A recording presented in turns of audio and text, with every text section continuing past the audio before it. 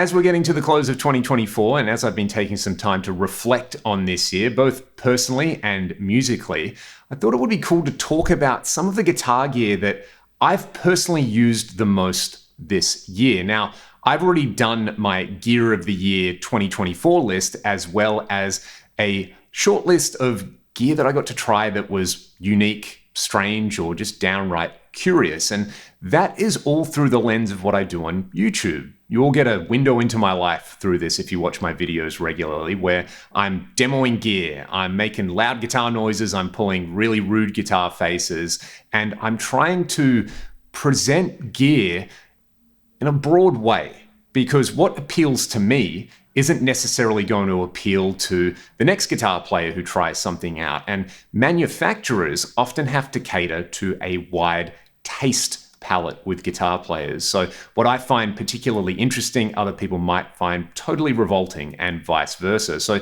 when I am doing what I do here on YouTube, I really do try to keep a super open mind, and I try to think about different styles, genres, tastes, players, or aesthetics when I'm talking about gear. And you know, that is, for some people, one of the upsides about YouTube. Just about anything can work for anybody. It's also probably one of the criticisms that you could draw about YouTube, where it's like, hey, Leon, you demo all this gear, but what do you actually use when you go out and play live and play at home? So that's why I want to put this video together. And I actually had to sit down and think about this quite a bit, because while I may demo a piece of gear and through the lens of someone who's demoing and reviewing really love a piece of gear and be like, this is a great delay pedal, or this is a fantastic modeler, or a really great sounding amp, that's not necessarily going to translate into what I really love when it comes to my character as a person and as a player, and what I really need when I go out and play music. So let's talk about the guitars first.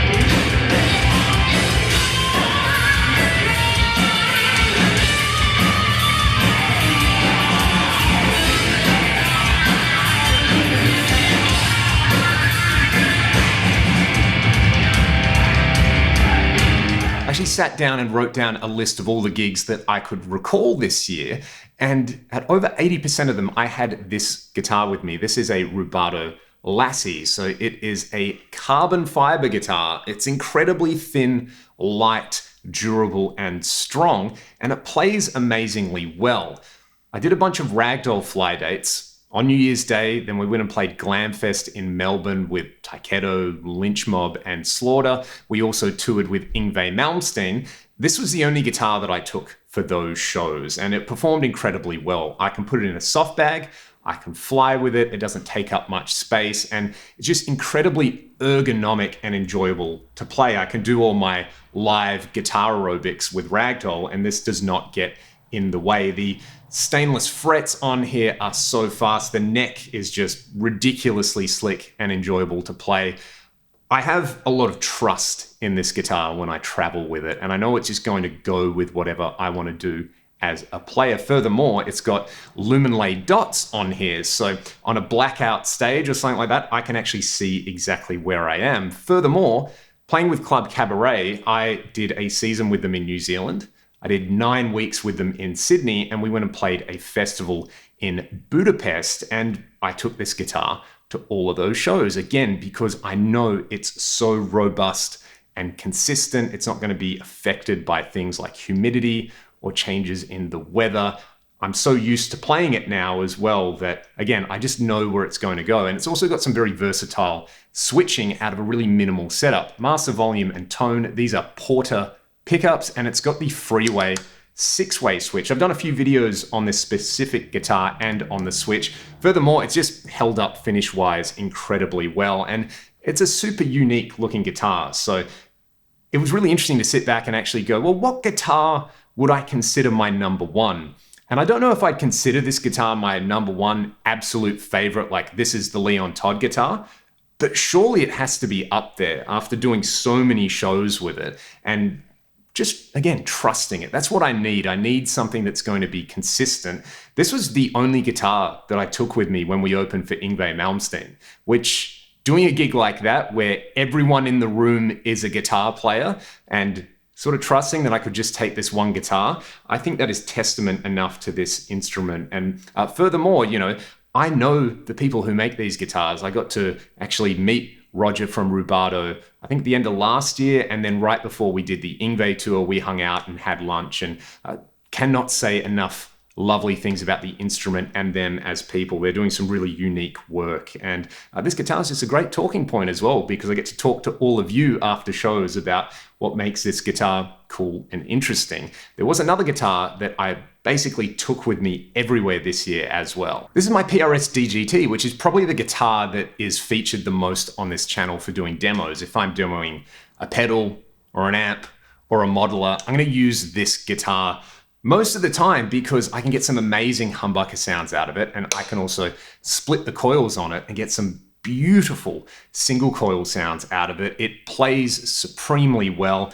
It looks great. In my opinion, if you've never tried a PRS before, while most people would say try a Custom 24, I would actually say try a DGT. It's like the ultimate blend of vintage feel and spec with modern feel and spec. And this one is really getting some serious wear on it now. I took this one with me to Sydney to do Club Cabaret, and I actually probably played it on that season slightly more than the Rubato. And anytime we have to do a ragdoll covers gig as well, I'll take this guitar. Again, just because of the versatility. I was saying before, what's my number one? Well, I think if I'm doing ragdoll and we're doing our original music, that black SC245, that's the guitar for me. I've recorded basically every ragdoll song since I got that guitar with it. It feels like home. It's got this very specific character that I know how to work with, but this is right up there character-wise. Furthermore, when I was in Sydney, I had Charles Chillier, the amazing Sydney-based luthier, who made this guitar that's right here, we'll talk about that in a second, do a stainless refret on it just while I actually borrowed this guitar. I've now bought this guitar that's over here as well. I liked it so much. But Charles did a really, really great job with the refret as well. There's character in this instrument. That's the main thing. And again, it's a guitar that I know I can trust. Just being able to pick it up and play it in standard tuning, play it down a half step, play it in D standard or drop C with the same set of strings. Again, it's another guitar that just goes with me. It looks great. I'm inspired to play it every time I see it. And also, a PRS with the dot inlays, or moons as they call them, that's sort of become my preference over the birds. And you've also heard this guitar so much on the channel. It's such a popular guitar, and so many people have so many nice things to say about this when I play it.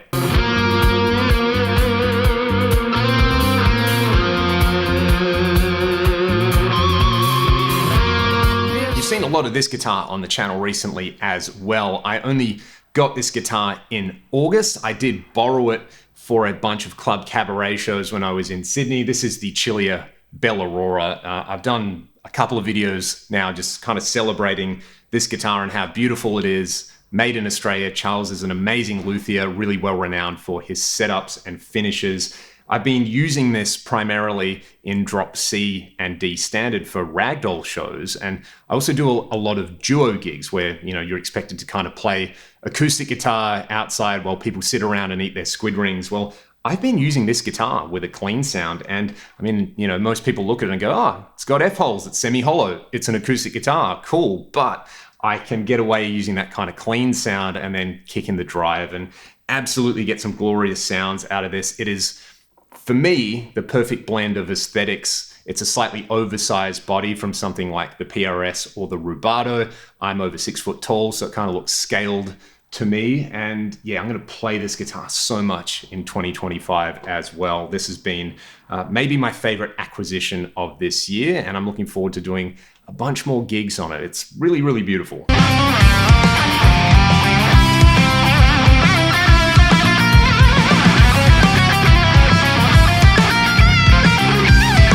We've talked about a couple of guitars. What about the things I actually use to operate the guitars? Well, I've been using these picks for, I don't know how long now. These are the Dunlop Jazz 3 1.35 millimeter Tortex. They're the white ones, basically. I like the thickness. I'm a Jazz 3 dude, like a lot of Jazz 3 dudes out there, but the way these kind of just grip, I really, really like. I've tried taking standard Jazz 3s and scratching them up. I've tried the Jazz 3s that kind of have that like skateboard grip on them. I've tried a bunch of other Jazz 3s, but I drop these way less. And for me, that's one of the most important things about a pick. So it's a nice kind of mix between the tone, the feel, and the non-droppability on there. So that's what I'm using for picks. For strings, I am onto the Stringjoy Signatures. I got to try these earlier in the year, and coming from Elixirs, I initially tried the Stringjoy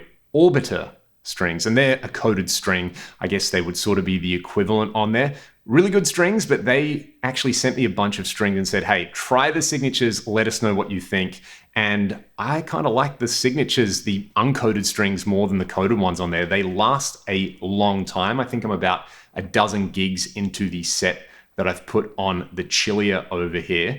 And I've had the set on my DGT for a couple of months now, and they're just really good.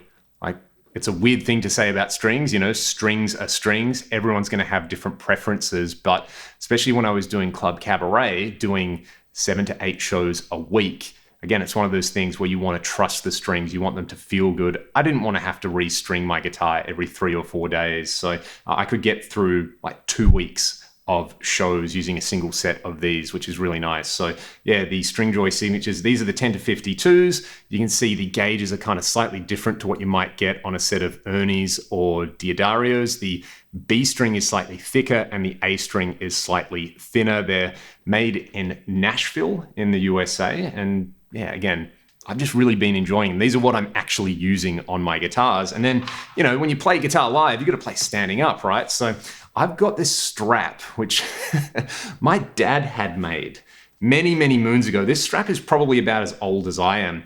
I have no idea who made it. A lot of the kind of little buttons are falling off on there, but it's just comfy. You know, it's leather, it's a little bit wider and thicker, distributes the weight nicely across your shoulder. Playing something like the Rubato as well, which is so light. The issue that I've had with that guitar on other straps is that it moves around too much because it's so light. This has like just enough grip on something like a t-shirt or a jacket where the guitar will stay in place, but it's got enough slip where it will move around. So yeah, it's just a nice kind of wide, thick leather strap that I've been using. While we're really getting into the weeds with this, I've been using these Klotz cables that have the silent plug on there. You can see there's a little sleeve right on the end of the jack, which means you can just take your guitar, unplug it, and it doesn't hum and buzz and make a bunch of noise on there. I'm guessing it just breaks the connector. Really solid cable, really solid connectors on there. I've mostly been using these to go from a wireless unit live. I've been using the Nuix B8, which again has been really, really solid. But at home, I've been using the Klotz cables and in the studio, again, because I'm super lazy. Do I want to turn the tuner on and have to get up when I can just unplug it and plug another guitar in? If you're me, and again, you're super lazy when you're at home, this gets around that issue. And then again, that just stays permanently connected to the B8 in a live context. One nice thing about the B8 is that if anything goes down on the unit, I can just immediately unplug this. There's not going to be any noise through the PA. If I do that during a performance for whatever reason, I can plug it straight into the guitar. And I have had that happen a couple of times with the wireless. Again, I've done over 100 gigs and maybe 3 or 4 times I've had some mysterious dropouts, and mysterious dropouts are never good when you're playing live. If that starts happening, I just immediately go back to the cable. And then of course, the actual source of all the tones, no surprise if you watch the channel, it's the Fractal. I've been using the FM9 the most this year, again with Club Cabaret, because we did so many shows and because I needed specific things like being able to go from a really drippy spring reverb with trem to something like the Stratocumulus reverb, 20 seconds of reverb, massive mix and things like that with seamless switching. The seamless switching update, or the gapless switching update as they've called it, has been massive on this, and the Axe-Fx and the FM3. But yeah, this really is kind of the Goldilocks zone unit where there's just enough going on foot switch wise. It's got more power than the FM3, but a little less than the Axe-Fx3, but you can still do some pretty amazing things with this. For the Ragdoll fly shows, I've still been using the FM3 because I just need dirty, dirtier, dirtiest, and absolutely insanely dirty with lots of greasy delay for that. But then any shows that we've done here in WA, I've been using the FM9. And again, this was the main unit I was using with Club Cabaret. You all know what it does. I've got hundreds of tutorial videos going through some of these, and I've got breakdowns of my main live ragdoll preset as well as the club cabaret preset. I think the greatest thing I can say about this is that we did a live TV performance with no line check, and I plugged a single XLR out of this straight into the desk, and it ended up sounding pretty good. I have put footage of that performance up, but I'll put a little bit up right now so you can hear the kind of no line check, no sound check fractal tone. We are waiting for the sun to shine, shed my skin, lift the darkness from my eyes. No more tears to cry. One last time.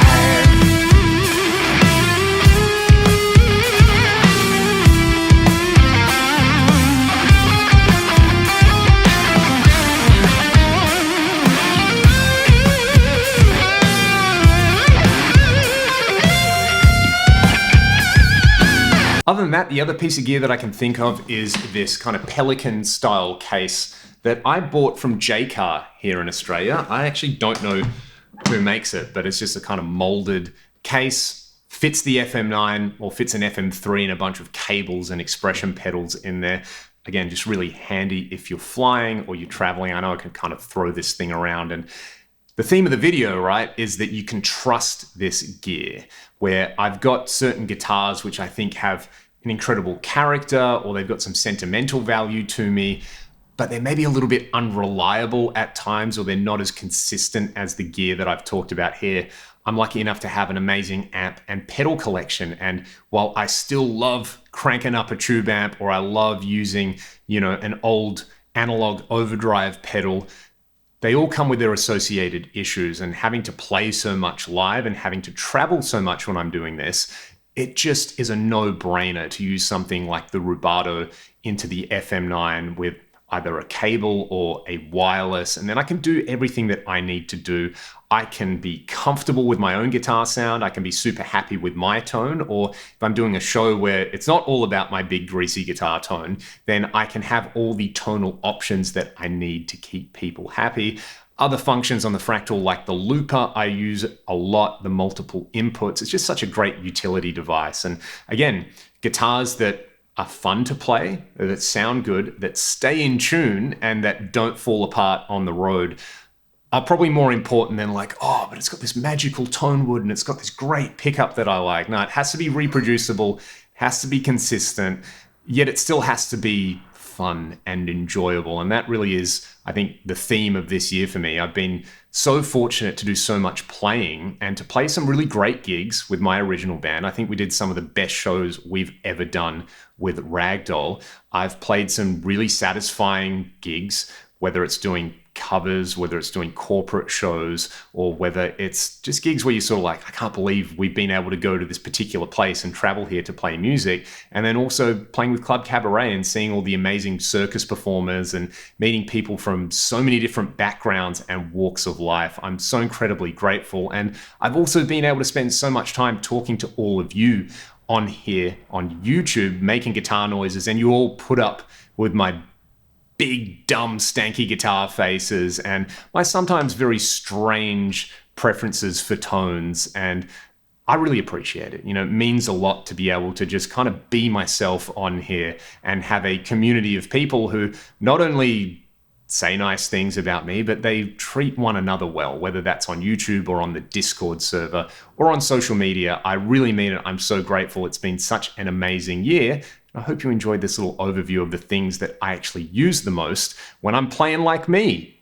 I guess I'm always playing like me though. I'm demoing a pedal and it's going to sound like me. I'm out there playing live. It's going to sound like me. Is it a blessing or is it a curse, or is that just life? I don't know. Anyway, go and make some noises with your guitars. I will see you all in the next one.